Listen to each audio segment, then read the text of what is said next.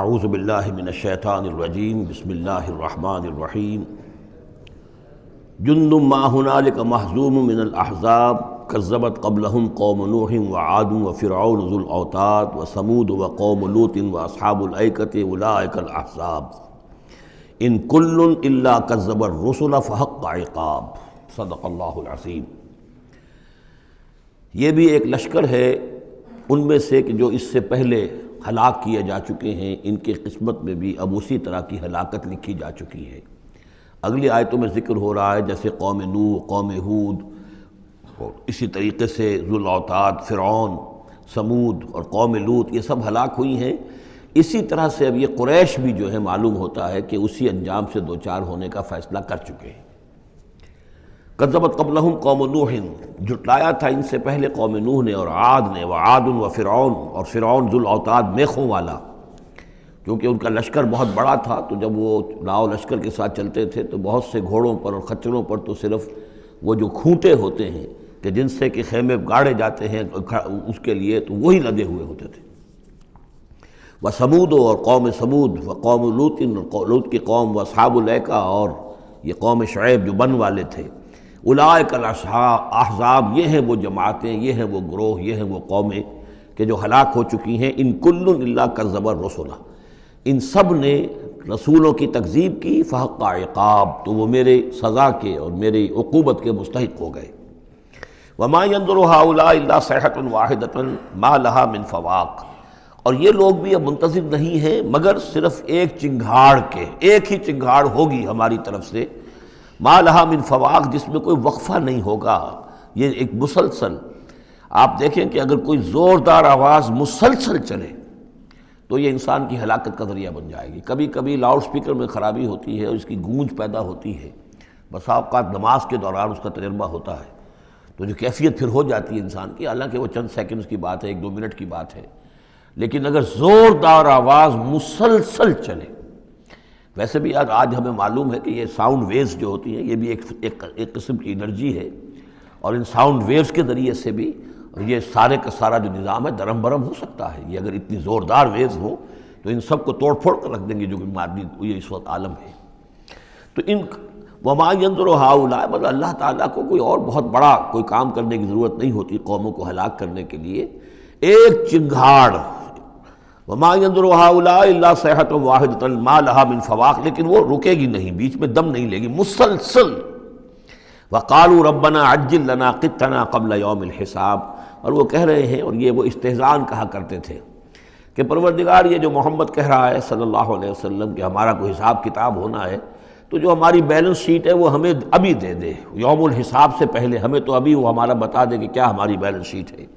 قطنا، چٹھی ہماری، پچھلے زمانے میں جو چٹھے بنتے تھے، کاروبار کا سالانہ چٹھا بنتا ہے کہ یہ آمد، یہ خرچ اور یہ بچت۔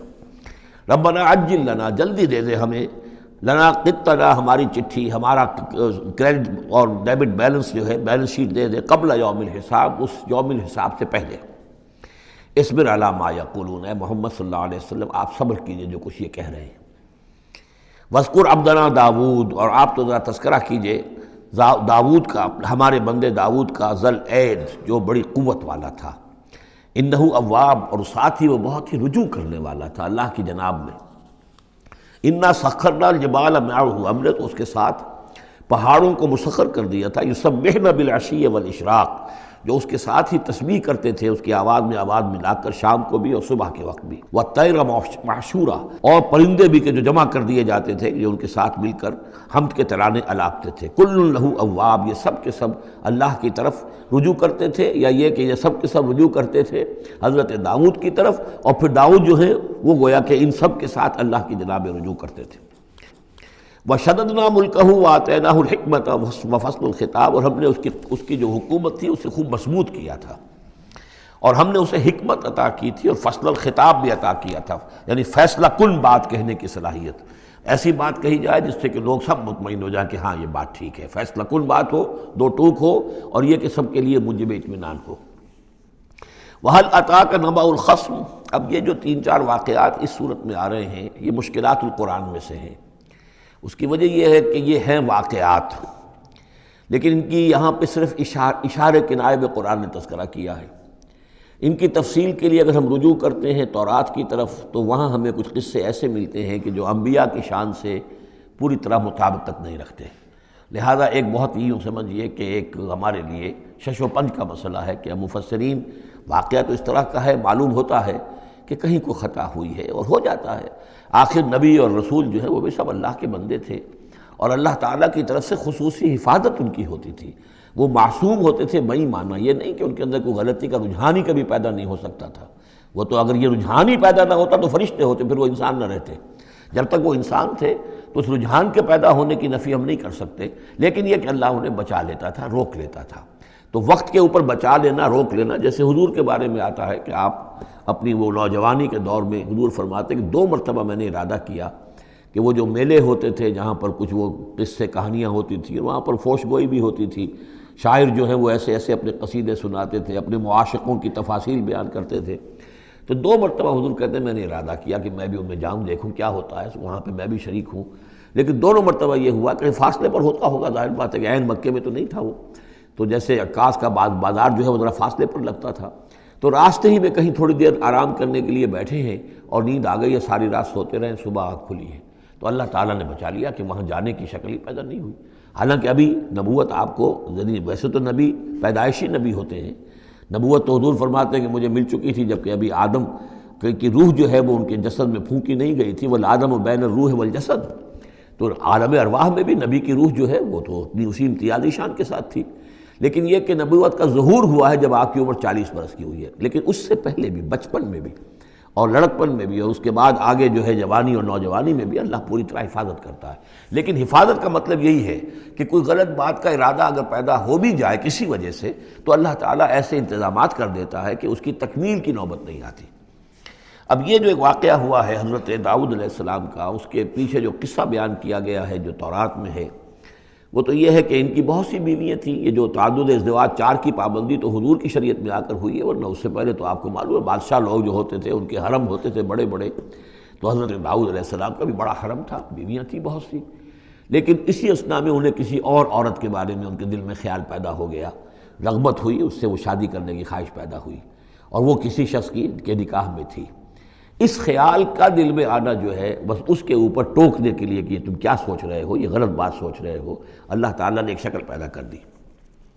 وَهَلْ أَتَاكَ نَبَأُ الْخَصْمِ، اور کیا تمہارے پاس آ چکی ہے 2 دعوے داروں کی خبر، یعنی کچھ لوگ آئے تھے جن کا ایک مقدمہ تھا، ان کی خبر، اِذْ تَصَوَّرُوا الْمِحْرَابَ، جبکہ انہوں نے دیوار پھلانگ کر محراب میں، حجرے میں جہاں حضرت داؤد علیہ السلام اللہ کی عبادت میں یاد میں مشغول تھے وہاں پہنچ گئے،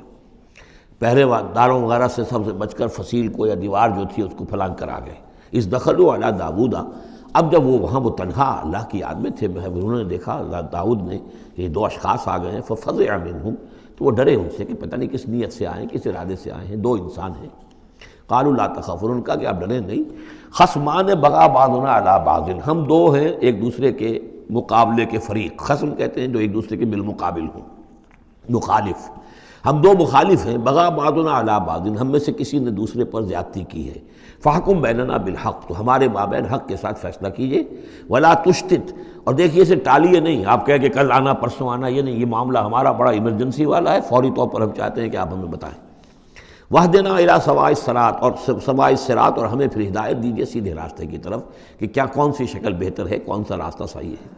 ان ھذا اخی، اب یہ جو مدعی تھا وہ کہہ رہا ہے یہ میرا بھائی ہے، لہو 99 نعجۃ، اس کے پاس 99 دمبیاں ہیں، یعنی اس کا جو ہے بہت بڑا جو ہے ریوڑ ہے اس کے پاس، ولی نعجۃ واحدہ، میری ایک ہی دمبی ہے۔ اصل میں اس تورات کے واقعے کو اگر ہم سمجھیں تو اس کا مطلب یہ ہے کہ ایک شخص کے پاس 99 بیویاں ہیں، میرے پاس صرف ایک بیوی ہے۔ فقال اکفلنیہا، اب وہ کہہ رہا ہے کہ یہ بھی مجھے دے دے، وعزنی فی الخطاب، اور اس نے مجھے دبا لیا ہے، یعنی دباؤ ڈال رہا ہے مجھ پر، پریشرائز کر رہا ہے، جو گفتگو کرتا ہے تو بڑے زوردار انداز میں کرتا ہے۔ قال لقد ظلمک بسؤال نعجتک الی نعاجہ، حضرت داؤد نے فوراً کہا کہ یہ تو بڑی ظلم کی بات ہے،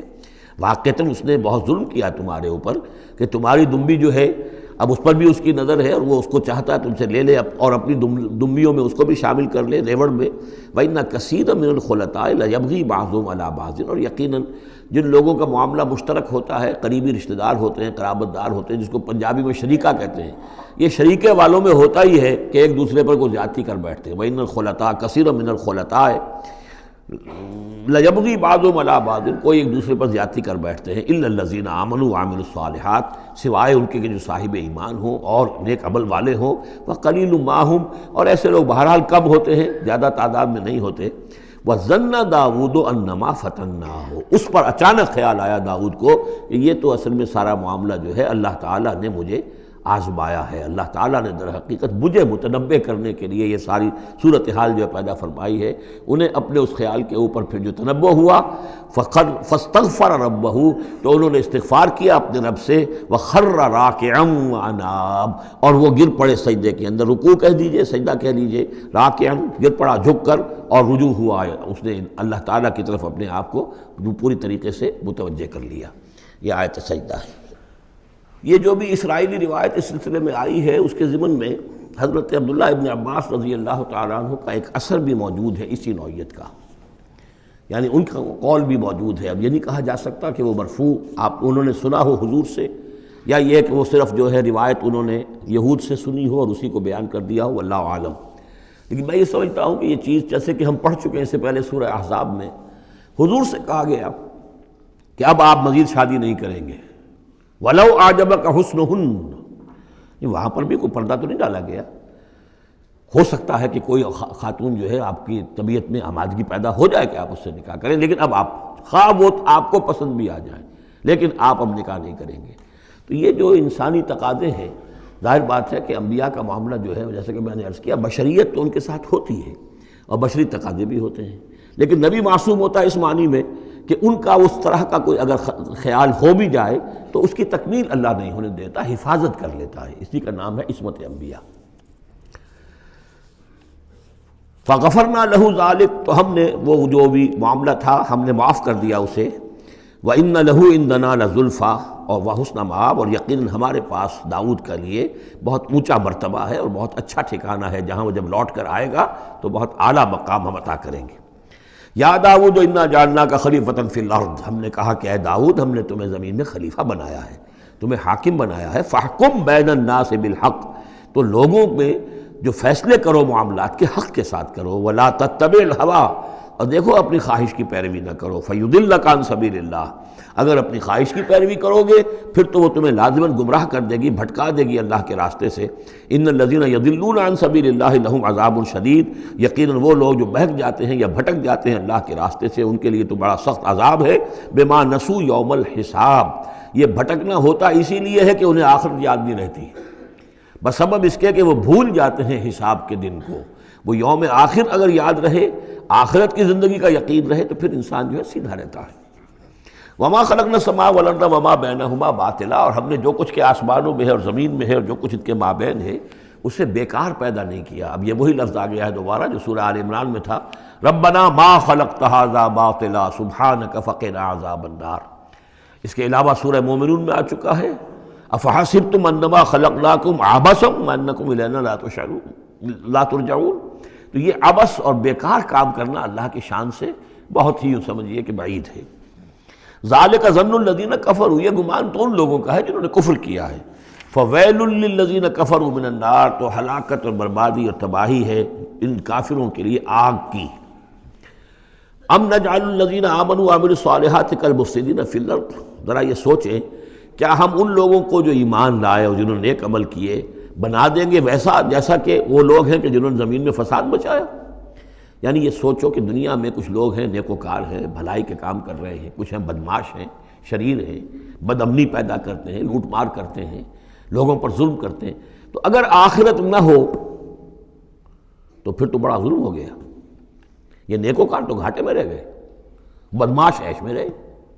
جن کے لیے کوئی سکروپلز نہیں ہے، کوئی اصول نہیں ہے، ان کے لیے نہ دیانت ہے نہ امانت ہے، کچھ نہیں ہے، جہاں داؤ لگ جائے، جہاں ہاتھ پڑ جائے وہ حاصل کرنے کے لیے تیار ہے، اپنی تمام خواہشات کی جو ہے وہ تکمیل کرنے کے لیے ہر دم جو ہے وہ تیار ہیں، دیکھتے نہیں جائز ہے کہ ناجائز ہے، تو وہ تو پھر نفع میں رہے۔ اگر کوئی آخرت نہیں ہے تو پھر نفع میں وہ رہے، گھاٹے میں یہ رہے۔ جو بیچارے بچ بچ کر چلتے ہیں، کسی کا دل نہ میں دکھا دوں، کسی کا حق نہ مار لوں، کسی پر زیادتی نہ کر بیٹھوں، میں حلال کھاؤں، جائز کھاؤں، محنت سے اور سچ بولوں، جھوٹ نہ بولوں، وہ تو پھر گھاٹے میں رہیں گے۔ آخرت ہونا لازمی ہے۔ اس کا تو مطلب یہ کہ پھر دنیا بیکار پیدا ہوئی۔ اگر آخرت نہیں ہے تو پھر انسانی زندگی کا، خصوصاً انسان میں جو اخلاقی حص ہم نے پیدا کی ہے، یہی تو ہے جو حیوان میں اور انسان کے درمیان بہت بڑا فرق ہے۔ ان کی جبلت ہے صرف، باقی کوئی اخلاقی حص ان کے اندر نہیں، لیکن انسان کے اندر تو اخلاقی حص ہے، جبلت بھی ہے اور اخلاقی حص بھی ہے۔ تو اس اخلاقی حص کا نتیجہ کیا نکلا؟ الٹا نکل رہا ہے۔ تو نتیجتاً دلغوش ہونا چاہیے۔ ام نجعل الذین آمنوا وعملوا الصالحات کالمفسدین فی الارض ام نجعل المتقین کالفجار، کیا ہم اپنے متقی بندوں کو برابر کر دیں گے ان فاجروں اور فاسقوں کی؟ کتاب انزلناہ الیک مبارک، یہ کتاب ہے قرآن جو اے نبی ہم نے آپ پر نازل کی ہے، مبارک، بہت بابرکت ہے۔ یہ برکت کے لفظ کو یہاں سمجھ لیجئے۔ برکہ عربی زبان میں کہتے ہیں کسی شے میں سے اس کے خیر کو نکالنے والی شے، وہ برکت ہے۔ کوئی شے پوٹینشلی آپ میں ہے، لیکن یہ کہ وہ ڈورمنٹ پڑی ہوئی ہے، سوئی ہوئی ہے، اور اس کو آپ ایکسپلائٹ نہیں کر رہے، استعمال نہیں کر رہے، آپ کو اس کا شعور بھی نہیں ہے، احساس بھی نہیں ہے۔ کوئی شے جو آپ کو اس کا احساس دلا دے، پھر آپ اپنی اس صلاحیت کو استعمال کریں، ایکسپلائٹ کریں، اسے بروئے کار لائیں، وہ شے برکت والی ہوئی۔ تو یہ لفظ آتا ہے قرآن مجید میں، یا تو ماء مبارکہ، باران رحمت، بارش برستی ہے، زمین میں وہ پوٹینشل رویدگی موجود ہے، ڈورمنٹ ہے، بیج پڑے ہوئے ہیں، پانی آتا ہے، جذب ہوتا ہے، آسموسس شروع ہوتا ہے، پانی داخل ہوتا ہے بیج کے اندر، وہاں کو حرکت شروع ہوتی ہے، اب وہاں سے وہ جو رویدگی نکل رہی ہے اور وہ بیج جو ہے اس سے اب 2 پتیاں نکلی ہیں، تو ماء مبارکہ۔ اسی طرح یہ کتاب مبارک ہے، اس معنی میں کہ انسان کے اندر اللہ نے جو خیر ودیت کیا ہوا ہے، موجود ہے، اس کی روح میں ہے نور تجلی بھی اسی خاک میں پنہاں، غافل تو نرا صاحب ادراک نہیں ہے، وہ ہے تمہارے اندر، لیکن یہ کہ وہ ڈورمنٹ ہے، اس کو نکال کر برآمد کرنا، اس کو سامنے لانا، اس نیکی کو بروئے کار لانا، اس روح کی اور روحانیت جو ہے اس کی نشو و نما، اس کا پروان چڑھنا، یہ اس کتاب کا نتیجہ ہے۔ تو یہ کتاب مبارک ہے۔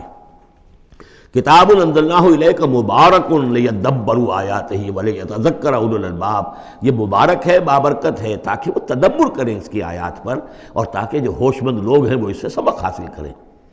وَوَهَبْنَا لِدَاوُودَ سلیمان، اور ہم نے داؤد کو سلیمان جیسا بیٹا عطا کیا، نعم العبد، بہت ہی اچھا بندہ تھا ہمارا،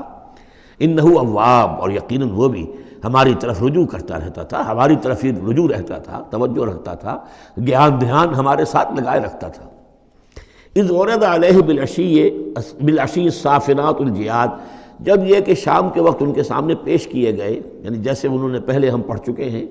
کہ انہوں نے اپنی فوجوں کی انسپیکشن کی تھی، تو وہ فوجیں کہ جو انسانوں کی بھی تھیں، جنوں کی بھی تھی، یوزعون، ان کی ریجیمنٹس بنائی گئی تھیں، بٹالینز بنائی گئی تھیں، اس میں پرندے بھی تھے۔ اسی طریقے سے اب جو گھوڑے رکھے ہوئے تھے جہاد کے لیے، ظاہر بات ہے کہ گھوڑے، کیولری جو ہے وہ تو زمانے میں اصل شے تھی، تو اس کو انہوں نے جو شام کے وقت انسپیکشن پریڈ کوئی ہوئی گھوڑوں کی، تو وَإِذْ عُرِضَ عَلَيْهِ بِالْعَشِيِّ الصَّافِنَاتُ الْجِيَادُ، جو بہت ہی عمدہ، بہت اعلیٰ نسل والے، بہت عمدہ جو گھوڑے تھے، ان کو اس کے سامنے پیش کیے گئے، معائنہ کر رہے تھے حضرت سلیمان۔ فَقَالَ إِنِّي أَحْبَبْتُ حُبَّ الْخَيْرِ عَنْ ذِكْرِ رَبِّي، ہوا یہ کہ اس میں کچھ دیر ہو گئی، شام کا وقت تھا اور سورج جو ہے وہ غروب ہو گیا، عصر کی نماز ان کی قضا ہو گئی، جیسے کہ حضور کی عصر کی ایک نماز قضا ہوئی تھی غزوہ احزاب میں، اور اس پر حضور نے لعنت فرمائی تھی پھر کفار پر کہ ان کی وجہ سے ہماری آج عصر کی نماز، اور خاص طور پر جس کو صلاۃ الوسطیٰ عام طور پر چونکہ گمان ہے، وہ آج ہماری قضا ہو گئی، تو عصر کی نماز ان کی قضا ہو گئی۔ تو انہوں نے کہا کہ مجھے یہ جو حب الخیر، یہ خیر ہے نا، یہ گھوڑے جو ہیں یہ خیر ہے، دولت ہے، ایک آدمی کی بہت اچھی جو ہے پونجی ہے، اس کی محبت نے، انی احببت حب الخیر عن ذکر ربی، میں اس کی محبت میں اتنا مصروف ہو گیا، اتنا مشغول ہو گیا کہ اپنے رب کا ذکر جو ہے وہ بھول گیا۔ حتیٰ توارت بالحجاب، حتیٰ توارت الشمس بالحجاب، یہاں گویا کہ سورج کا لفظ محذوف ہے، یہاں تک کہ سورج جو ہے وہ تو چھپ گیا، اوٹ میں آ گیا۔ ردوہا علیہ، تو اس میں انہوں نے کہا کہ ذرا واپس لاؤ ان گھوڑوں کو۔ فطفق مسم بالسوق والاعناق، تو اب وہ لگا تلوار مارنے ان کی گردنوں پر اور ان کے پیروں پر، اس کو سمجھنا چاہیے کہ غلبہ حال میں یہ کیفیت ہوئی۔ اس کی بھی تعویل کرنے کی بہت کوشش کی گئی کہ نہیں وہ تو پوچھنے کے لیے ان کی گردن گویا کہ اور ان کو چوم چاٹ رہے ہیں، تو انہوں نے جو ہاتھ چلائے تھے ان کی گردن اور جو ان کے پاؤں، جیسے کہ آدمی جب یعنی بہت ہی گھوڑا بہت اعلیٰ نسل کا ہو تو آپ ہاتھ پھیرتے ہیں اس کے اوپر، تو اس سے ایک اپنائیت کا احساس اس کے اندر بھی پیدا ہوتا ہے۔ تو یہ جو نہیں، یہ بات نہیں ہے، بات سیدھی وہی ہے کہ جو یعنی خام خواہ اس میں ضرورت نہیں ہے، جیسے کہ غلبہ حال کسی وقت ہو جاتا ہے، خام خواہ تعویل کی کیا ضرورت ہے؟ جیسے حضرت عمر کا معاملہ ہو گیا تھا کہ غزوہ احد میں تلوار پھینک کر بیٹھ گئے کہ اب جب محمد ہی قتل ہو گئے صلی اللہ علیہ وسلم تو اب اور کس کے لیے لڑنا ہے؟ حالانکہ لڑنا تو اللہ کے لیے تھا، محمد کے لیے تو نہیں لڑنا تھا، لیکن ایک طرح طبیعت ہوتی ہے ایک وقت میں احساسات اور جذبات کا ایسا غلبہ ہو جاتا ہے۔ وہی غلبہ ان پر ہوا ہے حضور کے انتقال کے وقت، وہ بھی تلوار کھینچ کے بیٹھ گئے تھے کہ جو شخص کہے گا کہ محمد کا انتقال ہو گیا گردن اڑا دوں گا۔ وہ تو پھر حضرت ابو بکر آئے ہیں، انہوں نے پھر آ کے خطبہ دیا ہے، اور خطبے میں وہ آیت بھی پڑھی ہے وَمَا مُحَمَّدٌ إِلَّا رَسُولٌ قَدْ خَلَتْ مِن قَبْلِهِ الرُّسُلُ أَفَإِن مَاتَ أَوْ قُتِلَ انقلبتم عَلَىٰ أَعْقَابِكُمْ، اور ساتھ ہی پھر انہوں نے یہ خطبہ دیا کہ مَن كَانَ يَعْبُدُ مُحَمَّدًا فَإِنَّ مُحَمَّدًا قَدْ مَاتَ وَمَن كَانَ يَعْبُدُ اللَّهَ فَإِنَّ اللَّهَ حَيٌّ لَا يَمُوتُ۔ کوئی شخص اگر محمد کو پوجتا تھا، محمد کی عبادت کرتا تھا، تو وہ سن لے محمد کا انتقال ہو گیا، اور جو کوئی اللہ کو پوجتا تھا اور اللہ کی بندگی کرتا تھا اس کو جان لینا چاہیے اللہ پر کبھی موت واقع نہیں ہوگی، وہ زندہ رہنے والا ہے۔ تو یہ غلبہ حال کی ایک کیفیت ہے کہ اسی کیفیت میں کہ میری یہ نماز جو ہے یہ چھوٹ گئی ہے۔ بہرحال یہ دونوں میں نے آپ کے سامنے رکھ دیے ہیں۔ وَلَقَدْ فَتَنَّا سُلَيْمَانَ وَأَلْقَيْنَا عَلَىٰ كُرْسِيِّهِ جَسَدًا ثُمَّ أَنَابَ۔ اس معاملے میں تو ایک جو ہے یعنی مرفوع حدیث موجود ہے جس کا کہ اب ذکر ہو رہا ہے یہاں پر، حضرت سلیمان سے ایک اور بھی ایک موقع پر اسی طریقے کا کہ خطا کہہ دیجئے، جیسے کہ خطا حضور سے ہو گئی تھی۔ سورہ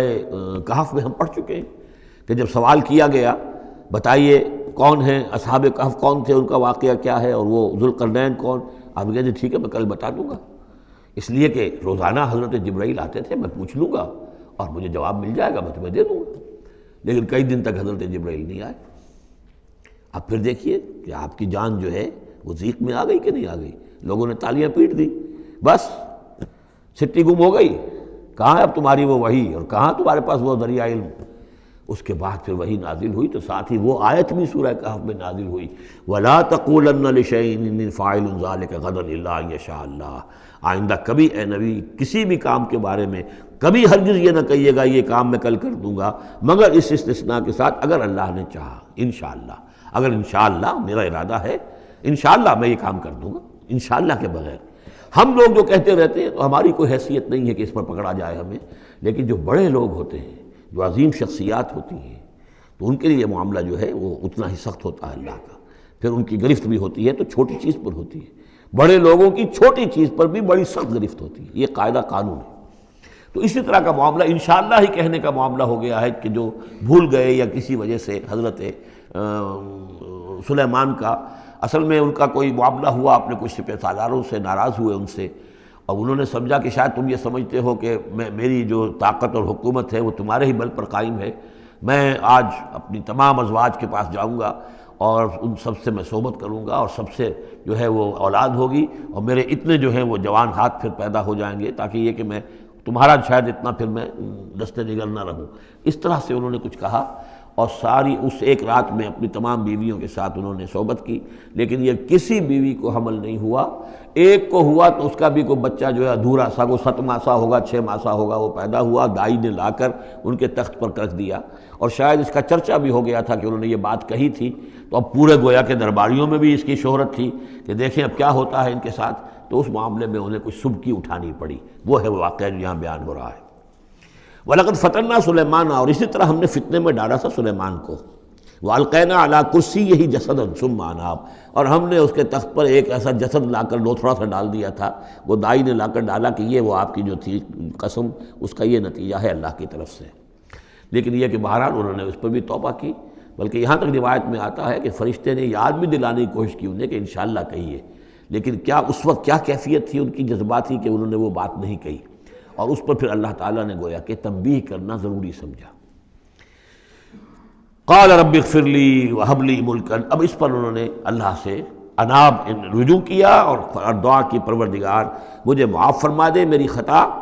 وَهَبْ لِي مُلْكًا لَا يَنبَغِي لِأَحَدٍ مِّن بَعْدِي، اور مجھے ایسی حکومت عطا فرما، تیرا جو مجھ پر کرم ہے اور میرے والد پر جو کرم تو نے کیا، جو ہم دونوں پر احسانات کیے ہیں، یہ دعا ہم پڑھ چکے ہیں۔ رب اعوذنی ان اشکر نعمتک التی انعمت علی وعلی والدی وان اعمل صالحا، یہ حضرت سلیمان کی دعا پہلے آ چکی ہے۔ وَهَبْ لِي مُلْكًا لَا يَنبَغِي لِأَحَدٍ مِّن بَعْدِي، مجھے ایسی حکومت عطا فرما کہ جو میرے بعد کسی اور کے لیے ممکن نہ ہو۔ اور یہ واقعہ ہے کہ ان کی جو حکومت تھی وہ جنات پر بھی تھی، ان کی حکومت ہوا پر بھی تھی، ان کا قانون پرندوں پر بھی چل رہا ہے۔ اس اعتبار سے واقعتاً یہ مثالی ہے ایک معاملہ، لا ينبغی لأحد من بعدی، میرے بعد پھر کسی اور کو اس طرح کی حکومت نہ ملے، تو اس طرح کی حکومت پھر اللہ تعالیٰ نے کسی اور کو نہیں دی۔ اللہ نے ان کی اس دعا کو قبول فرمایا۔ انک انت الوہاب، یقیناً تو ہی ہے دینے والا، عطا کرنے والا۔ فسخرنا له الریح تجری بامرہ رخاء حیث اصاب، تو ہم نے ہوا کو بھی اس کے لیے مسخر کر دیا، اس کے حکم پر وہ چلتی تھی، اس کے حکم سے چلتی تھی، بڑی ہی نرمی اور آہستگی کے ساتھ جہاں بھی وہ پہنچنا چاہتا تھا۔ یعنی ہوا کی ڈائریکشن بھی ان کے اختیار میں، اور وہ ہوا جو ہے پھر ان کے سفینوں کو لے کر سمندروں کے اندر بھی جدھر وہ جانا چاہتے تھے وہ آرام کے ساتھ لے کر جاتی تھی۔ وشیاطین کل بناء وغواص، اور ہم نے مسخر کر دیے تھے اس کے لیے وہ شیاطین یعنی جنات، کل بناء جو سب کے سب بنانے والے تھے، عمارتوں کے بنا، بنا کہتے ہیں معمار کو۔ بنا حسن البنا شہید رحمۃ اللہ علیہ، ان کا خاندانی پیشہ جو ہے وہ تعمیر، وہ معمار خاندان سے تھے، اور عربوں میں کوئی اس میں آر نہیں ہوتا۔ آپ سعودی عرب میں جائیں گے سقا، اب وہاں پہ کوئی صاحب ہوں گے جن کے جد امجد جو ہے وہ حرم کے اندر کہیں پانی پلاتے تھے لوگوں کو، ساقی کے کام کر، سقا، وہ اپنے نام کے ساتھ سقا لکھتے، انہیں کوئی وہ نہیں۔ خباز، نان بائی، خاندان چلا رہا ہے، خبازوں کا خاندان ہے، نان بائی ہے، تو کام کے اندر تو پیشے میں عیب نہیں رکھیے نہ فرحات کو نام، سیدھی سی بات ہے۔ تو وہ بنا، وہ ان کے لیے تھے معمار، وغواص، اور غوطہ خور، غوطہ کرنے والے، سمندروں میں غوطہ لگا کر اور وہاں سے موتی وغیرہ نکالنے والے، وآخرین مقررین فی الاسفاد، جو لوگ تو رہتے تھے، اور کچھ اور قوم ہوتی تھی کہ جو جکڑی ہوئی زنجیروں میں، یہ جنات کی طاقت جو ہے ایک نفری وہ ہوتی تھی جو رکھی رہتی تھی کہ جہاں ایمرجنسی میں ضرورت ہو تو پھر ان کو وہاں سے استعمال کیا جائے۔ ھذا عطاؤنا، اور ہم نے ان سے کہہ دیا تھا اے سلیمان یہ ہماری عطا ہے تمہارے لیے، فمنن او امسک، چاہو تو یہ تقسیم کرو لوگوں کے اندر، لوگوں پر احسان بھی کرو، اور چاہو تو اپنے پاس رکھو بغیر حساب۔ بہرحال ہم نے اس پر حساب کوئی نہیں رکھا، ہم تم سے اس پر کوئی حساب نہیں لیں گے۔ وَإِنَّ لَهُ عِندَنَا لَزُلْفَىٰ وَحُسْنَ مَآبٍ، اور یقیناً اس کے لیے ہمارے پاس بہت اونچا رتبہ بھی ہے اور بہت عمدہ ٹھکانہ بھی ہے، جب وہ لوٹ کر آئیں گے تو ان کو وہاں پر بہت عمدہ ٹھکانہ ملے گا۔ وَاذْكُرْ عَبْدَنَا أَيُّوبَ إِذْ نَادَىٰ رَبَّهُ أَنِّي مَسَّنِيَ الشَّيْطَانُ بِنُصْبٍ وَعَذَابٍ، اور ذرا یاد کیجئے، ذکر کیجئے حضرت ایوب کا علیہ السلام، ہمارا بندہ ایوب، جب اس نے پکارا اپنے رب کو، انی مسنی الشیطان بنصب وعذاب، کہ شیطان نے مجھے چھوت لگا دی ہے، بڑی تکلیف اور ایذا اور تکلیف، اور اس کی بیماری تھی، جلدی کوئی بیماری تھی جس کی وجہ سے سارا جسم جو ہے گل گیا تھا، اور اس درجے اس میں کوئی تعفن بھی تھا، کیڑے بھی پڑ گئے تھے کہ ان کی اہلیہ، بیوی، بچے ایک وقت تک تو انہوں نے خدمت کی، جب تک کی پھر بعد میں آ کر سب ہمت ہار کر ان کو چھوڑ کر چلے گئے تھے۔ تو گویا کہ اس قسم و پرسی کے عالم میں پھر انہوں نے یہ دعا کی، تو اللہ تعالیٰ نے فرمایا کہ ارکض برجلک، ذرا اپنا پاؤں مارو زمین پر، ھذا مغتسل، یہ اب تمہارے اس ایڑی کے جو زور سے جو چشمہ ہم نے نکال بہایا ہے، یہ تمہارے نہانے کے لیے ہے، بارد و شراب، ٹھنڈا ہے، اور پینے کے لیے بھی ہے۔ تو شاید جس کو ہم کہتے ہیں گندھک کا کوئی چشمہ نکل آیا ہو، جو کہ جلدی امراض کے لیے چشمے ہوتے ہیں جہاں جاتے ہیں لوگ، جلدی امراض کے لوگ جا کر وہاں جا کر نہاتے ہیں تو اس سے شفا ہوتی ہے، تو اللہ نے اس کے اندر وہ شفا ان کے لیے رکھ دی، وہ ٹھیک ہو گئے۔ وَوَهَبْنَا لَهُ أَهْلَهُ وَمِثْلَهُم مَّعَهُمْ، اب پھر ان کی اولاد بھی اور ان کے اہل و عیال سب واپس بھی آ گئے، اور یہ کہ مزید بھی ہم نے انہیں اور اہل و عیال عطا کیے، مِثْلَهُم مَّعَهُمْ رحمتاً منا، یہ سب ہماری جانب سے رحمت کا مظہر تھا، وذکریٰ، اور یاد دہانی اور نصیحت، لِأُولِي الْأَلْبَاب، ہوش مند لوگوں کے لیے۔ وَخُذْ بِيَدِكَ رِزْقًا، کسی موقع پر اپنی بیوی سے ناراض ہو کر ان کہا تھا کہ میں تمہیں 100 کوڑے لگاؤں گا یا 100 تمہیں ماروں گا کمچیاں، تو غصے میں آ کر اب وہ قسم کھا لی اس کے اوپر، لیکن یہ کہ اب جب ٹھیک ہو گئے، بیوی بھی آ گئی، اب کیا کریں، وہ اس قسم توڑیں یا اس قسم کا کیا شکل کریں، تو اللہ نے اس کے لیے بھی انہیں ایک شکل بتا دی کہ سینکوں کا ایک تھبا لے لو، جیسے جھاڑواں ہوتی تھی پرانے زمانے میں، تو اس میں وہ 100 اگر سینکیں ہیں تو وہ لے لو، خذ بیدک ضغثاً، تم لے لو اپنے ہاتھ میں سینکوں کا ایک مٹھا، فضرب بہ، اور اس سے ایک ضرب لگا دو، ولا تحنث، اس سے یہ کہ تمہاری وہ قسم ٹوٹے گی نہیں، وہ جو ہے قمچیاں ایک ہی مرتبہ لگ جائیں گی۔ انا وجدناہ صابرا، ہم نے اسے اپنا صبر کرنے والا بندہ پایا، نعم العبد، کیا ہی عمدہ وہ اچھا بندہ تھا ہمارا، انہ اواب، یقیناً وہ بھی ہماری طرف رجوع کرنے والا انسان تھا۔ وَاذْكُرْ عِبَادَنَا ابراہیم واسحاق ویعقوب اولی الایدی والابصار،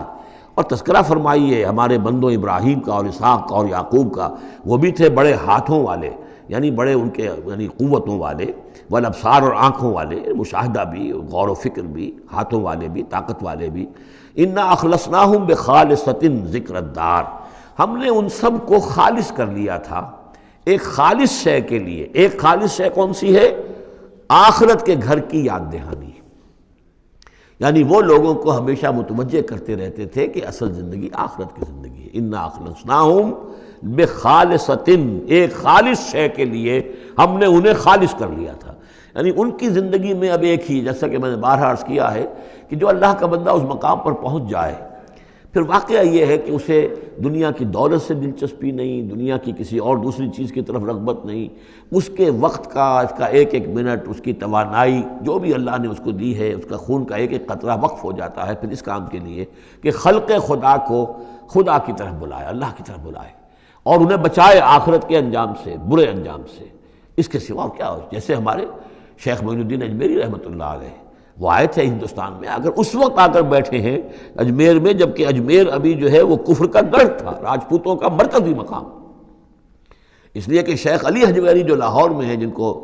داتا گنج بخش کہتے ہیں، وہ تو اس وقت آئے ہیں لاہور میں جبکہ لاہور اسلامی حکومت میں شامل ہو چکا تھا۔ لیکن یہ کہ یہ معین الدین اجمیری، چونکہ ابھی تک مسلمانوں کی حکومت وہاں تک نہیں پہنچی تھی، جو سمجھیے اجمیر جو ہے وہ تو راجپوتوں کا گڑھ، اور اس میں جو ہے وہاں جا کر بیٹھ کے اللہ کا بندہ اور دعوت دے رہا ہے، اور کاروبار تو کوئی کرنے نہیں آئے تھے وہ، بلکہ یہ کہ اللہ کی طرف بلانا۔ تو اس کے لیے ہم نے خالص کر لیا تھا۔ جو بھی اللہ کا بندہ اپنے آپ کو اس کے لیے خالص کر لے، وہ گویا کہ اللہ تعالیٰ کے مصطفین میں سے ہو جاتا ہے، وہ لفظ آگے آ رہا ہے۔ انا اخلصناہم بخالصۃ ذکر الدار وانہم عندنا لمن المصطفین الاخیار، اور یقیناً وہ ہمارے ہاں، ہمارے نزدیک وہ بڑے چنے ہوئے لوگ ہیں، اچھے لوگوں میں سے، نیک لوگوں میں سے چنے ہوئے لوگ، چنیدہ لوگ۔ جو شخص اپنی زندگی کا ہدف اسی کو بنا لے، مقصد اسی کو بنا لے، جینا مرنا اسی کے لیے ہو جائے، تو ظاہر بات ہے کہ اللہ تعالیٰ کے یہاں پر اس کا اونچا مقام ہے۔ وَاذْكُرْ اسماعیل والیسع وذا کفل، اور ذکر کیجئے اسماعیل کا بھی اور یسع۔ اب ان کے بارے میں صحیح طور پہ ہم کچھ نہیں کہہ سکتے، یہ دو جو ہیں یسع اور ذوالکفل۔ ذوالکفل کے بارے میں تو میں عرض کر چکا ہوں کہ ایک گمان یہ ہے، اور مجھے اس سے اتفاق ہے کہ یہ گوتم بدھ کی طرف اشارہ ہے، وہ اللہ کے نبی تھے۔ ذوالکفل، پے یہاں فے سے بدل گیا ہے، کپل وستو کا شہزادہ، سدھارتھا گوتما بدھا۔ بدھا تو اصل میں اس کا لقب ہے جو بعد میں بن گیا ہے، سدھارتھ اس کا نام تھا، سدھارتھا گوتما بدھا، اور کپل وستو کی ریاست تھی، اس کا یہ شہزادہ تھا۔ وَكُلُّ مِنَ الْأَخْيَارِ، یہ سب کے سب بھی بڑے ہی عمدہ لوگوں میں سے تھے۔ هَذَا ذِكْرٌ، یہ ایک ذکر ہے، یہ ایک تذکرہ ہے۔ وَإِنَّ لِلْمُتَّقِينَ لَحُسْنَ مآب، اور یقیناً ان متقین کے لیے، تمام متقین کے لیے بہت ہی اچھی جگہ ہے لوٹنے کی، آنے کی، اچھا ٹھکانہ ہے۔ جنات عدن، وہ باغات کے جو رہنے والے ہوں گے، ریزیڈنشل ہوں گے، بسنے والے، مفتحۃ لہم الابواب، جن کے دروازے ان کے لیے کھلے رکھے گئے ہوں گے۔ یہ اس سے بھی آگے بھی آئے گا سورہ زمر میں بھی کہ جنتوں کا معاملہ یہ ہے کہ اس کے دروازے کھلے ہوں گے جنتیوں کے استقبال کے لیے۔ جیسے کہ مہمان کے لیے جب آپ کو ان کا استقبال کرنا ہو تو یہ تو نہیں کرتے دروازے بند کر کے بیٹھ جائیں کہ وہ آ کے دستک ہی دے گا تبھی کھولیں گے، اس کا تو انتظار ہو رہا ہوتا ہے، تو دروازے کھلے ہوتے ہیں۔ لیکن جہنم کے بارے میں یہ آتا ہے کہ جب مجرم پہنچ جائے گا، جیسے جیل کا دروازہ ہوتا ہے، جب وہاں پہنچ جائے گا پھر وہ دروازے کھولے جائیں گے۔ یہ مضمون جو ہے سائملٹینیس کنٹراسٹ کی شکل میں جو ہے وہ آئے گا سورہ زمر میں۔ ان کے لیے دروازے کھلے رکھے جائیں گے جنات عدن کے، متکئین فیہا یدعون فیہا بفاکہۃ، اور اس میں وہ ٹیک لگا کر بیٹھے ہوں گے اور وہ آرڈر دیں گے، یدعون آرڈر دیں گے، مانگیں گے، طلب کریں گے اس میں بفاکہۃ، میوے بھی، کثیرۃ کثرت سے، و شراب، اور مشروبات بھی، عمدہ سے عمدہ مشروبات۔ وعندہم قاصرات الطرف اتراب، اور ان کے پاس ہوں گی ایسی ان کی بیویاں کہ جو نیچی نگاہ والی ہوں گی اور ہم عمر ہوں گی۔ ھذا ما توعدون لیوم الحساب، یہ ہے جس کا تم سے وعدہ کیا جا رہا ہے حساب کے دن۔ ان ھذا لرزقنا ما لہ من نفاد، اور یہ ہوگا ہمارا رزق، ہمارا عطا کردہ دی ہوئی چیزیں اب یہ کبھی ختم نہیں ہوں گی۔ یہ نہ سمجھنا کہ یہ نعمتیں ختم ہو جائیں گی، یہ باقی رہیں گی ہمیشہ ہمیشہ۔ ھذا وان للطاغین لشر مآب، یہ تو ہے اہل جنت کا معاملہ، لیکن جو سرکش تھے، جو باغی تھے ہمارے، ان کے لیے ہے ایک برا لوٹنے کا مقام، بری جگہ، جہنم یصلونھا، جس میں وہ داخل ہوں گے، فبئس المہاد، اور وہ بہت ہی برا بچھونا ہوگا۔ ھذا فلیذوقوہ حمیم وغساق، اور کہہ دیا جائے گا یہ ہے اب وہ جس کا وعدہ تم سے کیا گیا تھا، فلیذوقوہ، اب وہ اس کو چکھیں۔ حمیم، جو کیا ہوگا وہاں گرم پانی ہوگا، غساق، زخموں کا دھون، جو زخموں کو صاف کرتے ہیں جس پانی سے، پھر اس میں پیپ ہے یا کچھ اور چیزیں ہیں کہ جس سے انسان کی طبیعت ابا کرتی ہے۔ وآخر من شکلہ ازواج، اور اسی طرح کی اور چیزیں بھی جو بھی ان کو دی جائیں گی کھانے اور پینے کے لیے، وہ اسی طرح کی چیزیں ہوں گی، گھناؤنی اور بد ذائقہ۔ ھذا فوج مقتحم معکم، اب وہ جو جہنم میں جو لوگ پڑے ہوئے پہلے سے، جب ایک قوم آئی پھر دوسری آئی، جو نئی قوم آئے گی تو پہلے والے جو ہے وہ کہیں گے اب تو پہلے یہاں مصیبت میں ہیں، جگہ بھی یہاں نہیں ہے، تنگی ہے، حبس بھی ہے، یہ بھی ہے، اب یہ ایک اور چلی آ رہی ہے فوج۔ ھذا فوج مقتحم معکم، ایک اور فوج آ رہی ہے کہ جو تمہارے اوپر دھسی چلی آ رہی ہے۔ لا مرحبا بہم، ان کے لیے کوئی کشادگی نہ ہو، کوئی مرحبا نہیں ان کے لیے۔ مرحبا یہ ان کے کہنے کا ایک وہ تھا، گریٹنگ کا، مرحبا یعنی آئیے آئیے، آپ کے لیے کشادگی ہے، ہر جگہ آپ کے لیے یہاں سہولت ہے۔ وہ کہیں گے لا مرحبا بہم، اب یہ نئے آنے والوں کے لیے یہ جو نئی انسٹالمنٹ آ رہی ہے جہنمیوں کی، یہاں کوئی ان کے لیے جگہ نہیں۔ انہم صالوا النار، یہ ہیں گھسے آنے والے آگ میں۔ قالوا بل انتم، وہ آنے والے کہیں گے نہیں تم، لا مرحبا بکم، تمہارے لیے نہ ہو کوئی کشادگی، تمہارے لیے کوئی مرحبا نہ ہو۔ انتم قدمتموہ لنا فبئس القرار، یہ تو تم لوگ ہو جنہوں نے یہ سارا سامان ہمارے لیے فراہم کیا ہے، تم ہم سے پہلی نسل ہو، تم نے وہ سارے جو ہے غلط طور طریقے ایجاد کیے تھے، تم نے وہ عقائد جو ہے وہ ہمیں سکھائے تھے، ہم تو تمہارے کرتوتوں کی وجہ سے، تمہاری پیروی کرنے کی وجہ سے یہاں تمہارے اس جہنم میں آئے ہیں۔ بل انتم قدمتموہ لنا فبئس القرار، تو یہ بہت ہی بری جگہ ہے رہنے کی، ٹھہرنے کی۔ قالوا ربنا من قدم لنا هذا فزده عذابا ضعفا في النار، اور وہ کہیں گے پروردگار جن لوگوں نے ہمارے لیے یہ چیزیں کی اور ہمیں ان راستوں پر ڈالا، اور ان کو تو اور عذاب دے، اضافہ کر ان کے عذاب میں، ضعفا، دگنا عذاب آگ کا۔ وقالوا ما لنا لا نرى رجالا كنا نعدهم من الاشرار، وہ کہیں گے یہ کیا بات ہے، ہم یہاں آپ لوگوں کے ساتھ کچھ لوگ تھے جنہیں ہم سمجھتے تھے بڑے گھٹیا لوگ، ان کی کوئی حیثیت نہیں تھی، کمی کاری لوگ تھے، وہ محمد پر ایمان لے آئے تھے صلی اللہ علیہ وسلم، وہ ہم تو ان کو استہزائی کرتے رہے، وہ یہاں نظر نہیں آ رہے آپ کے پاس، ظاہر بات ہے وہ تو جنت میں گئے، وہ یہاں تھوڑا ہی ہوں گے۔ تو وما لنا لا نرى رجالا، اور کیا ہوا ہے کہ ہم نہیں دیکھ رہے ان لوگوں کو، وہ یہاں نظر نہیں آ رہے کہ جن کو ہم کنا نعدهم من الاشرار، جنہیں ہم برے لوگ سمجھتے تھے۔ اتخذناہم سخریا، کیا ہم نے ان کو صرف ایسے ہی جو ہے ایک یعنی ہنسی ٹھٹا بنا لیا تھا، ام زاغت عنہم الابصار، یا ہماری نگاہیں جو ہیں ان سے کج ہو گئی ہیں، دیکھ نہیں پا رہی ہیں، ہم انہیں دیکھ نہیں پا رہے، ہماری نگاہیں جو ہیں ان سے چوک رہی ہیں۔ ان ذالک لحق تخاصم اہل النار، تمہیں یقین رکھنا چاہیے کہ یہ سب کچھ جو ہم بیان کر رہے ہیں حق ہے،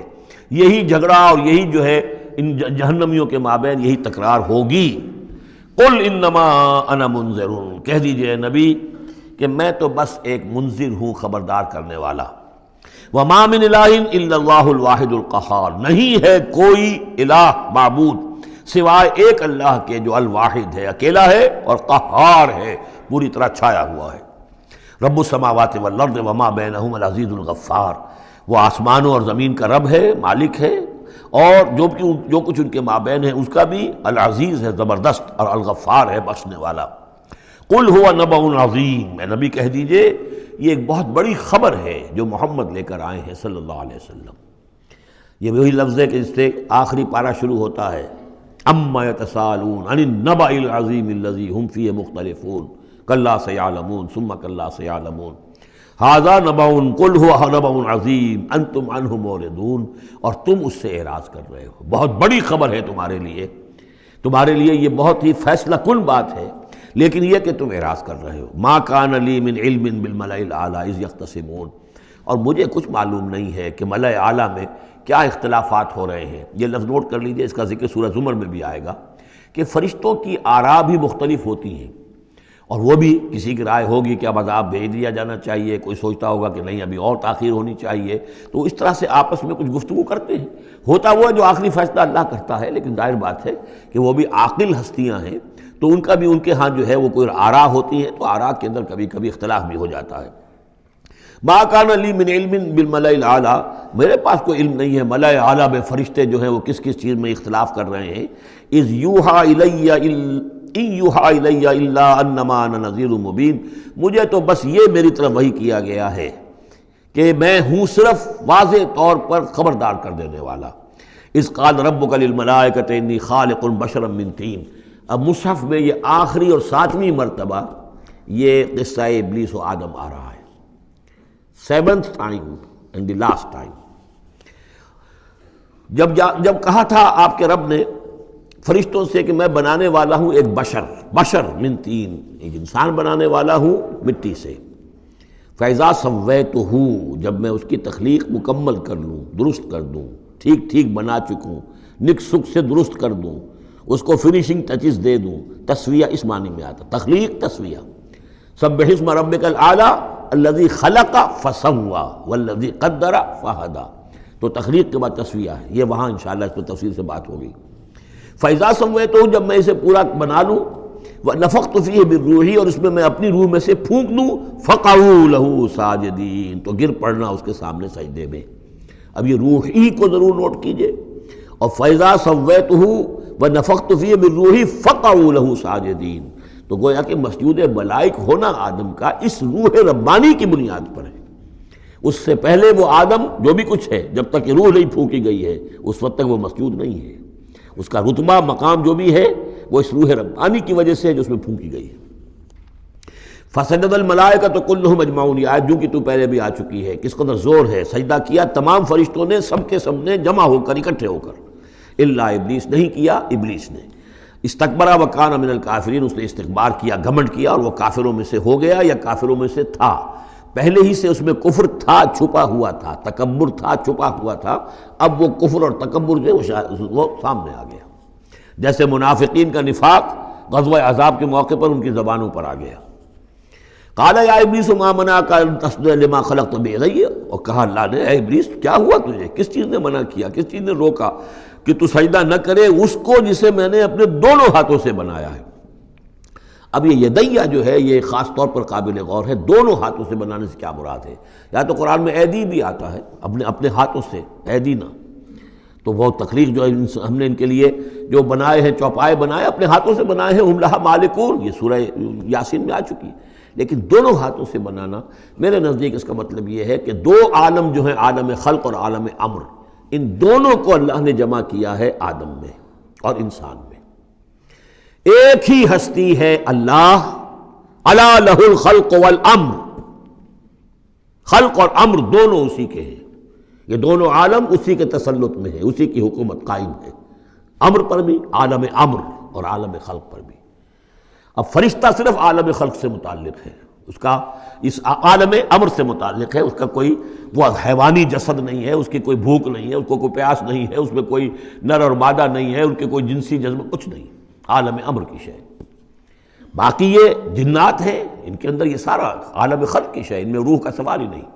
باقی جتنے بھی حیوانات ہیں ارضی، یہ عالم خلق کی شے ہے۔ انسان واحد مخلوق ہے اللہ کی، جس میں پھر دونوں چیزیں آ کر جمع ہوئی ہیں کہ عالم خلق سے ہے اس کا حیوانی وجود، یہ جسم جو بنا ہے، یہ مٹی سے بنا ہے،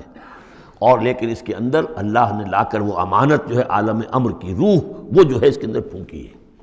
انا عرضنا الامانۃ علی السماوات والارض والجبال فابین ان یحملنها واشفقن منها وحملها الانسان، اس میں بھی میں یہ بات عرض کر چکا ہوں۔ تو خلقتہ بیدی، میں نے اپنے دونوں ہاتھوں سے بنایا اسے۔ اب اس کو استعارے میں بھی لیا گیا ہے، اس معنی میں کہ بڑے اہتمام سے بنایا، میں نے دونوں ہاتھوں سے بنایا ہے، تو اشرف المخلوقات ہے۔ وہ بات بھی صحیح ہے کہ اللہ تعالیٰ کی کریشن کا کلائمیکس، اللہ تعالیٰ کی یوں سمجھیے کہ اس کی کلائمیکس جو ہے، نقطہ عروج جو ہے اس کی تخلیق کا، وہ انسان ہے۔ قال یا ابلیس ما منعک ان تسجد لما خلقت بیدی استکبرت ام کنت من العالین، کیا تم نے غرور کیا، استکبار کیا یا تو ہے ہی بہت بڑے درجے میں تھا، کوئی تیرا درجہ بہت بلند تھا؟ قال انا خیر من، اس نے کہا صحیح ہے بات، اے اللہ میں اس سے بہتر ہوں۔ اس کے سامنے روح ہے ہی نہیں، اس کے سامنے صرف آدم کا جسد خاکی ہے، حیوانی ہے، تو جھوٹ نہیں کہہ رہا اس کے اعتبار سے، اس کے مشاہدے کے اعتبار سے بات صحیح ہے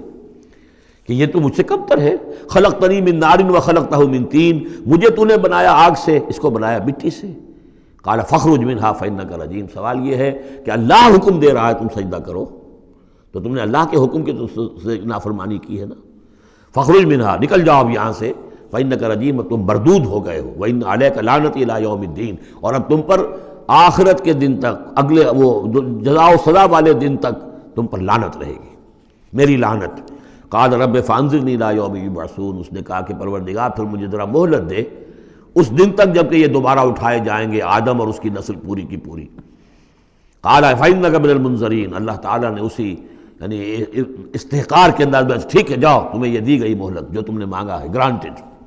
الی یوم الوقت المعلوم، اس وقت کے دن تک جو معلوم ہے، طے شدہ ہے، یوم یبعثون جب آنا ہے اس وقت تک کے لیے تمہیں مہلت دے دی گئی۔ قال فبعزتک لأغوینہم اجمعین، اب اس نے کہا جب تو نے مجھے مہلت دے دی ہے تو اے اللہ تیری عزت کی قسم، تیرے اقتدار اور اختیار کی قسم، میں ان سب کو گمراہ کر کے رہوں گا، الا عبادک منہم المخلصین، سوائے اس میں سے تیرے وہ بندے جنہیں تو خود اپنا بنا لے۔ مخلص، مخلص نہیں، مخلص۔ قال فالحق والحق اقول، اب حق ہے اور میں تو کہتا ہی حق ہوں، میری ہر بات حق ہوتی ہے۔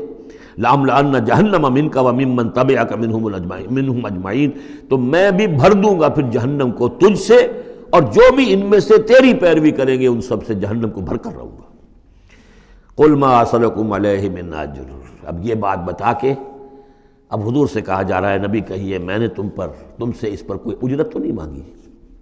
میں تمہیں یہ خبریں سنا رہا ہوں، غیب کی وحی جو مجھے آ رہی ہے وہ سنا رہا ہوں، ازل کے جو واقعات ہیں جو اس وقت ہوئے تھے وہ باتیں بتا رہا ہوں، تو میں نے تو اس پر کوئی تم سے اجرت نہیں مانگی، تم سے کوئی انعام طلب نہیں کیا۔ قُلْ مَا أَسْأَلُكُمْ عَلَيْهِ مِنْ أَجْرٍ وَمَا أَنَا مِنَ الْمُتَكَلِّفِينَ، اور یہ بھی تم جانتے ہو، اچھی طرح جانتے ہو، قَدْ لَبِثْتُ فِيكُمْ عُمْرًا، میں تمہارے مابین ایک عمر گزار چکا، میں متکلف نہیں ہوں۔ متکلف کون ہے؟ تکلف کرنے والا۔ اب تکلف ہر اعتبار سے ہوتا ہے، ایک جیسے ہم جسے کہتے ہیں ایک شاعر ہوتا ہے فطری شاعر، اور ایک متشاعر ہوتا ہے۔ وہ شاعر فطری نہیں ہوتا، وہ بڑی محنت کرتا ہے، جوڑ توڑ کے کوئی سیکھتا ہے، عروض سیکھتا ہے، یہ سیکھتا ہے، کوئی الفاظ کا ذخیرہ جو ہے جوڑتا ہے، پھر وہ کچھ شعر کہتا ہے، وہ تکلف کے ساتھ شعر کہنا۔ ایک ہے جسے آپ کہتے ہیں آمد، اور ایک وہ ہے کہ آورد، بڑی محنت سے مشقت سے کوئی آپ نے کمپوز کیا ہے۔ تو میری زندگی میں تم نے تکلف کا کوئی شائبہ دیکھا ہی نہیں آج تک، سادہ زندگی۔ خاص طور پر یہ کہ کبھی میں نے شعر کہنے کی کوشش کی ہو، کبھی میں نے کوئی خود خطیب بننے کی کوشش کی ہو، اس کی کوئی مشق کی ہو، ما انا من المتکلفین، میں کوئی بنانے والا اور تکلف کرنے والا اور تصنع کرنے والا نہیں ہوں۔ ان ہوا الا ذکر للعالمین، نہیں ہے یہ مگر یاد دہانی اور نصیحت تمام جہان والوں کے لیے۔ وَلَتَعْلَمُنَّ نَبَأَهُ بَعْدَ حِینٍ، اور اس کی جو خبر ہے، جو اس کا نتیجہ نکلنے والا ہے، جیسے سورۃ الطارق میں فرمایا انہ لقول فصل وما هو بالهزل، یہ فیصلہ کن بات بن کر آیا ہے قرآن۔ اب جو فیصلہ، جیسے کہ ہم سورہ بنی اسرائیل میں پڑھ چکے ہیں، وبالحق انزلناہ وبالحق نزل، ہم نے حق کے ساتھ نازل کیا اور حق کے ساتھ یہ نازل ہوا ہے۔ اب فیصلہ ہوگا، اسی کی ترازو میں قوموں کی تقدیریں تلیں گی اور فیصلے ہوں گے۔ جیسے کہ حدیث ہے حضرت عمر بن الخطاب سے رضی اللہ تعالی عنہ کہ حضور نے فرمایا ان اللہ یرفع بہذا الکتاب اقواما ویضع بہ آخرین، اللہ تعالیٰ اسی کتاب کی بدولت قوموں کو عروج پر پہنچائے گا اور اسی کو ترک کرنے کی وجہ سے قعر مذلت میں گرا دے گا۔ تو فرمایا وَلَتَعْلَمُنَّ نَبَأَهُ بَعْدَ حِینٍ، کچھ دیر کے بعد اس کی اصل خبر ان کو پہنچ جائے گی کہ اس کا نتیجہ کیا نکلتا ہے۔ یہاں وہ 5 صورتیں ختم ہو گئی ہیں اس دوسرے، بلکہ جیسا کہ میں نے عرض کیا تھا کہ یہ جو گروپ ہے چوتھا، یہ 13 صورتیں مکیات ہیں اس کے اندر۔ ان میں 5 ہیں یہ سورہ یاسین بالکل وسط میں، ان 5 میں 2 ادھر ہیں، دونوں الحمدللہ سے شروع ہوئی ہیں، سورہ سبا، سورہ فاطر۔ 2 ادھر ہیں، سورہ صافات اور صاد، اس میں بھی صاد آیا ہے، صافات کے ساتھ اس کی مناسبت ہے۔ اس کے بعد 8 صورتیں وہ آ رہی ہیں کہ جن کو ہم سمجھیں گے جو اس وقت کا ترتیب ہے مصحف کی، کہ کورسپونڈنگ ترتیب جو ہے وہ ہے سورہ الفرقان سے لے کر اور سورہ سجدہ تک جو 8 صورتیں آئی تھیں، گویا کہ اسی طرح کی 8 صورتیں یہ آ رہی ہیں۔ ان میں بھی 7 وہ تھیں کہ جو حروف مقطعات سے شروع ہوئیں، 4 الف لام میم سے، 2 طاسین میم سے، 1 طاسین سے۔ البتہ ایک وہ تھی جو بغیر حروف مقطعات کے شروع ہوئی ہے، سورۃ الفرقان۔ یہاں بھی یہ ایک سورت جو شروع ہو رہی ہے سورہ زمر، یہ بغیر حروف مقطعات کے ہے۔ باقی 7 صورتیں جو ہے حامیم حامیم حامیم حامیم، ان میں سے ایک جو ہے وہ حامیم عین سین قاف، لیکن حامیم کا سلسلہ چلے گا۔ یہ 7 صورتیں در حقیقت ایک سیکونس میں ہیں، اور لیکن یہ بھی ہے معنوی طور پر یہ بھی اسی میں شامل ہے۔ اور ان میں سے اب یہ سمجھ لیجئے کہ جو پہلی 4 صورتیں ہیں ان کا مرکزی مضمون ہے توحید عملی۔ ایک ہے توحید عقیدے کی توحید، اللہ کو ایک ماننا اکیلا، لا ضد لہ ولا ضد لہ ولا مثل لہ ولا مثال لہ ولا مثیل لہ، اس کے جیسا کوئی نہیں ہے، نہ صفات کے اعتبار سے نہ ذات میں، کوئی اس کا کفر نہیں ہے، لم یلد ولم یولد، یہ سب کیا ہے؟ یہ عقیدہ ہے۔ ایک ہے عمل کی توحید، توحید عملی، وہ کیا ہے؟ عمل کی توحید کیا ہے؟ توحید فی العلم عمل، اور جس کو کہ امام ابن تیمیہ رحمۃ اللہ علیہ نے ایک اور بڑی خوبصورت اصطلاح استعمال کی ہے، توحید فی الطلب، توحید فی العقیدہ اور توحید فی الطلب۔ وہ طلب جو ہم پڑھ چکے ہیں سورہ حج میں، ضعف الطالب والمطلوب، یہ طالب و مطلوب کا جو ریلیشن شپ ہے، ہر انسان کا کوئی نہ کوئی مطلوب ہے، کوئی آئیڈیل ہے، کوئی آدرش ہے، کسی کے لیے وہ جی رہا ہے، کسی مقصد کے لیے۔ ایک انسانوں کی عظیم اکثریت ہے جو حیوانی سطح پر زندگی گزار رہے ہیں، جن کا کوئی مقصد زندگی ہے ہی نہیں۔ انسٹنکٹس جیسے کہ حیوانات ہیں، پیٹ میں بھوک لگی ہے وہ کھائے گا، ادھر ادھر منہ مارے گا۔ اسی طریقے سے اس کا جنسی جذبہ، اس کا ایک نظام ہے، اس کے تحت ہی ہوتا ہے۔ اس میں جنسی جذبہ اس طرح کا بھی نہیں ہے کہ بعض انسان جو ہے وہ سور بن جاتے ہیں جنسی اعتبار سے، وہ نہیں ہے ان کے، ان کا ایک نظام ہے، بس انسٹنکٹ کے تحت ہے چل رہا۔ تو جو لوگ صرف اسی پر کھانا پینا، بچے پیدا کرنا، ان کو پال دینا، اگر یہ کام کر رہے ہیں، کوئی ان کی زندگی میں مقصد ہے ہی نہیں، تو وہ نرے حیوان ہے، انسان ہے ہی نہیں۔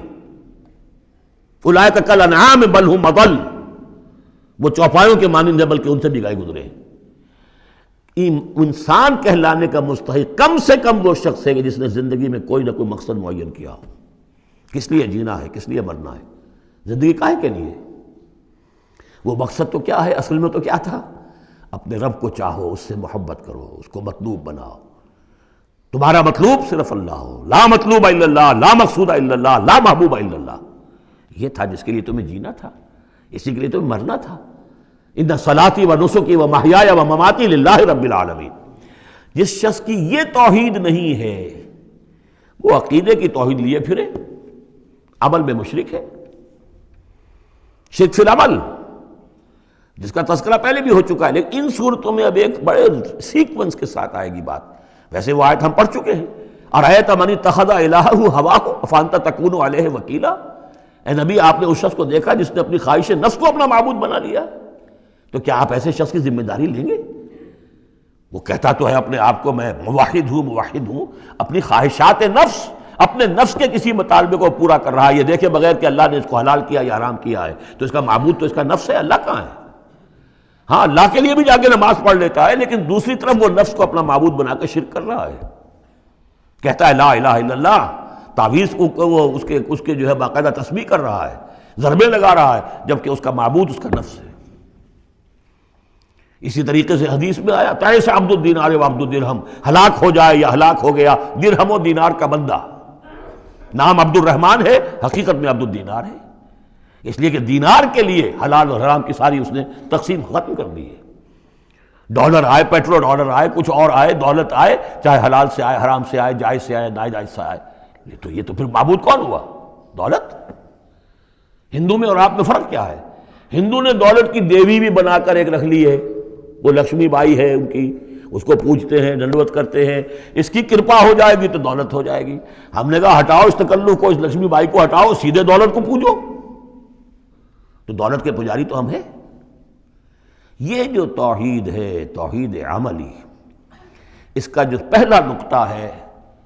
اللہ کی بندگی کی توحید، توحید فی العبادت، بندگی صرف اللہ کی ہو، یعنی کل کی کل اطاعت اس کے لیے ہو، باقی اطاعت اس کی اطاعت کے تابع ہو۔ باپ کا حکم مانو، ہاں، جو شریعت کے خلاف نہ ہو مانو، ماں کا مانو، استاد کا مانو، حاکم کا مانو، جو حکم اللہ کے حکم کے منافی نہ ہو۔ لا طاعت لمخلوق فی معصیت الخالق، مخلوق میں سے کسی کی اطاعت نہیں ہوگی جس سے کہ خالق کی معصیت لازم آ رہی ہو۔ اگر یہ نہیں ہے اور مخلوق میں سے کسی کی بھی اطاعت آپ نے قبول کر لی ہے جس میں کہ خالق کی معصیت آ رہی ہے تو یہ شرک ہے، چاہے وہ مخلوق آپ کا اپنا نفس ہو، چاہے وہ کوئی حکام ہو، چاہے وہ کوئی اور ادارہ ہو، کوئی بھی ہو، وہ سب طاغوت ہیں۔ تو پہلی یہ سورہ زمر ہے، اس میں آپ دیکھیں گے کس تکرار کے ساتھ بات آ رہی ہے، اللہ کی بندگی، لیکن اس کے لیے اپنی اطاعت کو خالص کرتے ہوئے بندگی۔ چند آیتیں اس کی ہم پڑھ لیتے ہیں، ویسے یہ کہ وقت بہت کم ہے۔ بسم اللہ الرحمن الرحیم، تنزیل الکتاب من اللہ العزیز الحکیم۔ اگلی صورت شروع ہوگی تنزیل الکتاب من اللہ العزیز العلیم، صرف اتنا فرق ہوگا، یہ دونوں صورتیں جوڑے کی ہیں، آپس میں جوڑا ہے، حکیم اور علیم کا فرق ہے صرف۔ تنزیل الکتاب من اللہ العزیز الحکیم، تنزیل الکتاب من اللہ العزیز العلیم۔ اور یہاں حامیم نہیں ہے، وہاں سے حامیم شروع ہو جائے گا، جیسے سورۃ الفرقان بغیر حروف مقطعات کے ہے، باقی ساتوں صورتیں جو تھیں وہ ہم گن چکے ہیں وہ حروف مقطعات سے۔ اس کتاب کا اتارا جانا ہے اس اللہ کی طرف سے جو العزیز ہے، زبردست ہے، اور الحکیم ہے، کمال حکمت والا۔ انا انزلنا الیک الکتاب بالحق، اے محمد ہم نے آپ پر یہ کتاب اتاری ہے حق کے ساتھ۔ فاعبد اللہ مخلصا لہ الدین، بس بندگی کرو اللہ کی، اس کے لیے اپنی اطاعت کو خالص کرتے ہوئے۔ بندگی ہو رہی ہے، نمازیں پڑھی جا رہی ہیں، عمرے ہو رہے ہیں، حج ہو رہے ہیں، یہ ہو رہا ہے، وہ ہو رہا ہے، اور طاغوت کی اطاعت بھی ہو رہی ہے، حرام خوری بھی ہو رہی ہے، جو کچھ سارا کچھ چل رہا ہے ہماری زندگیوں کے اندر، سودی لین دین بھی ہو رہا ہے، وہ سب کیا ہے؟ یہ تو خالص بندگی تو نہ ہوئی اللہ کی، یہ تو بڑی پالیوٹڈ ہے، اس کے اندر تو بڑی بڑی گندگیاں شامل ہیں۔ فاعبد اللہ مخلصا لہ الدین، اس کے لیے اپنی اطاعت کو خالص کرتے ہو۔ الا للہ الدین الخالص، آگاہ ہو جاؤ، اللہ کے ہاں قبول ہے صرف وہ اطاعت جو خالص ہو۔ کچھ آدھی اللہ کی آدھی کسی اور کی، دفع کرو، وہ آدھی یہ بھی اسی کو دے دو۔ اللہ بہت غیور ہے، وہ قبول نہیں کرتا۔ میرا بننا ہے تو پورے میرے بنو، یا ایھا الذین آمنوا ادخلوا فی السلم کافہ، اسلام میں داخل ہونا پورے کے پورے آنا پڑے گا۔ اور اگر تم نے یہ کیا، افتؤمنون ببعض الکتاب وتکفرون ببعض، ہماری کتاب کے ایک حصوں کو مانا، ہماری شریعت کے بعض احکام کو مانا اور بعض کو ٹھکرا دیا، پاؤں تلے رون دیا۔ فما جزاء من يفعل ذلك منكم الا خزي في الحیاۃ الدنیا ویوم القیامۃ یردون الی اشد العذاب۔ تو جو لوگ یہ طرز عمل اختیار کریں گے ان کی سزا اس کے سوا کچھ نہیں کہ دنیا کی زندگی میں ذلیل و خوار کر دیے جائیں اور قیامت کے دن شدید ترین عذاب میں جھونک دیے جائیں۔ تو دنیا کی رسوائی تو ہمارے سامنے، ہمارے ماتھے پر لکھی ہوئی ہے۔ 150 کروڑ یا 130 کروڑ دنیا میں ہوتے ہوئے عزت نام کی کوئی شے ہمارے پاس نہیں۔ جو بھی بین الاقوامی معاملات ہیں ان میں کوئی ہم سے کوئی رائے لیتا ہی نہیں۔ الا للہ الدین الخالص، آگاہ ہو جاؤ کہ اللہ کے ہاں مقبول اگر ہوگا تو دین خالص۔ والذین اتخذوا من دونہ اولیاء، اور وہ لوگ جنہوں نے اللہ کے سوا کچھ اور کو اولیاء بنایا ہوا ہے، ما نعبدہم الا لیقربونا الی اللہ زلفیٰ، اور کہتے ہیں ہم ان کو نہیں پوجتے، ہم تو اصل میں اللہ ہی کو پوجتے ہیں، ان کو صرف اس لیے پوجتے ہیں کہ یہ ہمیں اللہ سے قریب کر دیں گے، یہ وسیلے ہیں، ان کے ذریعے سے ہم اللہ کے قریب ہو جائیں گے، اس لیے پوجتے ہیں۔ ان اللہ یحکم بینہم فیما ہم فیہ یختلفون، یقیناً اللہ تعالیٰ فیصلہ کر دے گا ان کے مابین ان تمام چیزوں میں جن میں یہ اختلاف کر رہے ہیں۔ ان اللہ لا یہدی من ہوا کاذب کفار، اللہ تعالیٰ ہرگز ہدایت نہیں دیتا ان کو جو جھوٹے ہوں اور ناشکرے ہوں، کفار۔ لو اراد اللہ ان یتخذ ولدا لاصطفیٰ مما یخلق ما یشاء سبحانہ، اگر اللہ کا واقعی ارادہ ہوتا کہ وہ کسی کو اولاد بنائے تو ٹھیک ہے، اپنے جو مخلوق ہے ان میں سے جس کو چاہتا چن لیتا، اس لیے کہ اس کے ہاں اولاد کا تو تصور نہیں ہے، اس کی اولاد کوئی ہے ہی نہیں، ایک خالق ہے، باقی سب مخلوق ہیں، تو فرشتے بھی مخلوق ہیں، تو اللہ کو ضرورت کیا پڑی ہے کسی کو اپنا بیٹا بنانے کی یا بیٹی بنانے کی؟ سبحانہ، وہ پاک ہے، هو اللہ الواحد القہار، وہ تو اللہ ہے، اکیلا ہے، قہار ہے، اور خود چھایا ہوا ہے کل کائنات کے اوپر، کل تخلیق، کل مخلوقات کے اوپر اس کی حکومت قائم ہے۔ بارک اللہ لی ولکم فی القرآن العظیم ونفعنی وإیاکم بالآیات والذکر الحکیم۔